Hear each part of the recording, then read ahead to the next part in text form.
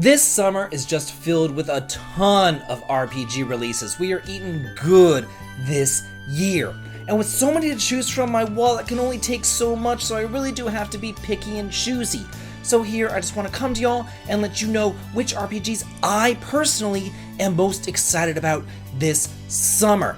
Here, I'm really only going to be talking about RPGs that actually have a confirmed release date, so as much as I want a Eiyuden Chronicle and Suikoden 1 and 2, get a release date already.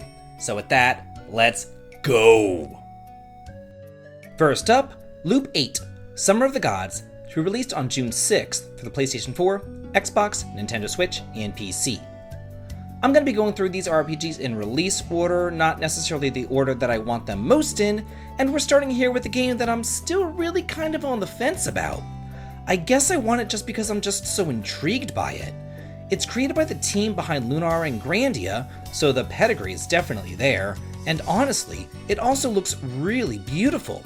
But at the same time, there are just some questionable gameplay mechanics, such as having to make the right decisions to power up your characters, tons of bonding events, and visual novelty type stuff.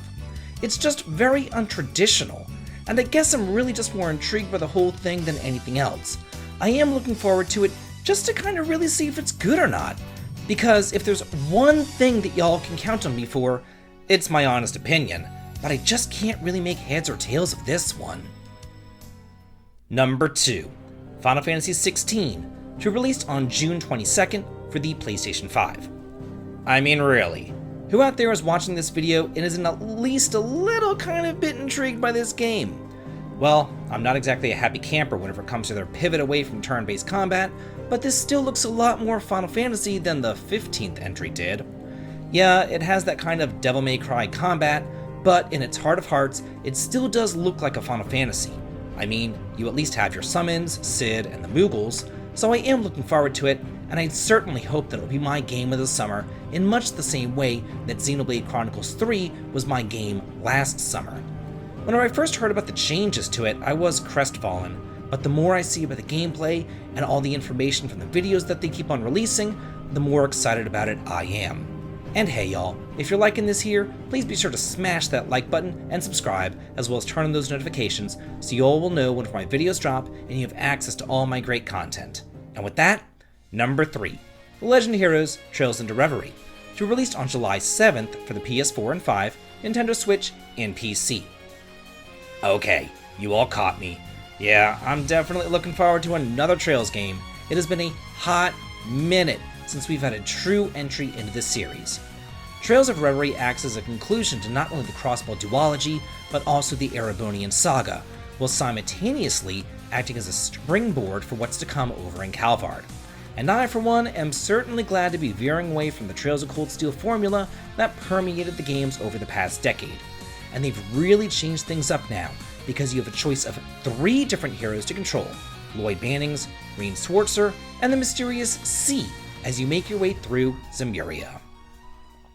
Number 4, Touhou New World, to be released July 15th for the PlayStation 4 and 5, Nintendo Switch, and PC.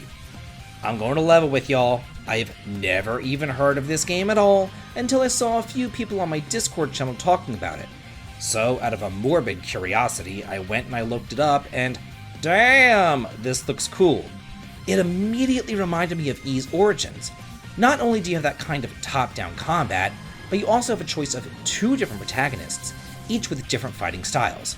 Now, I have no idea what Touhou is, so I really can't help you there, but apparently it takes place in Gensukoyo, where humans and yokai coexist peacefully until the barrier protecting the land is breached, bringing in monsters and chaos.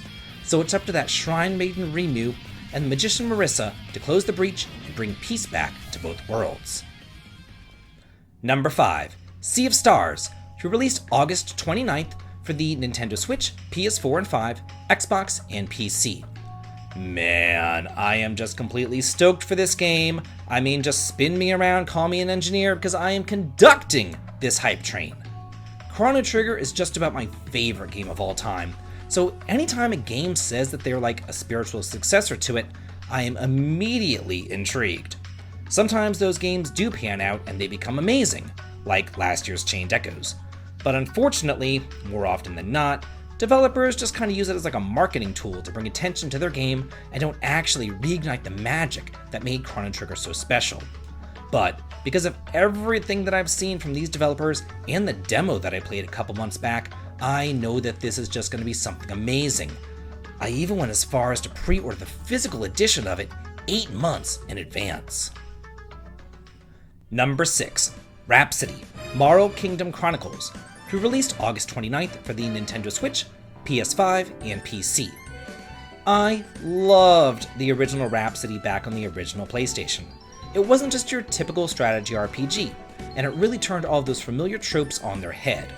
The game isn't about like high political intrigue, backstabbing, and betrayal, with medieval swords and sorcery and evil dark wizards coming in to destroy the land. Instead, it's more about a little girl wanting to like bang a prince while singing about it and fighting with her rich bitch neighbor. Believe me, I was squealing with girlish glee throughout my playthrough about 20 years ago.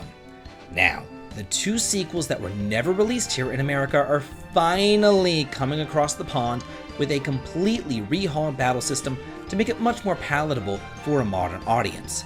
And I cannot wait to go jaunting through the Marl Kingdom with the girls and the gays by my side. And the final game is Baten Kaitos 1 and 2 HD Remastered, to release this summer for the Nintendo Switch. This is the only game on this list without a firm release date, but the Nintendo website does say that it is releasing this summer, so here it is. Nintendo went through a pretty dry spell during the late 90s and early 2000s, where they really didn't have many RPGs on their systems. But the GameCube did have quite a few hidden gems, and this duology, I would say, is chief among them. Well, at first I was put off by the card-based battle system, the weird voice acting, and the degradation of cards, I quickly got into it because of that deep plot, great characterization, and the absolutely gorgeous world. And once I finished the first game, I started up that second one the very next day. I could not get enough.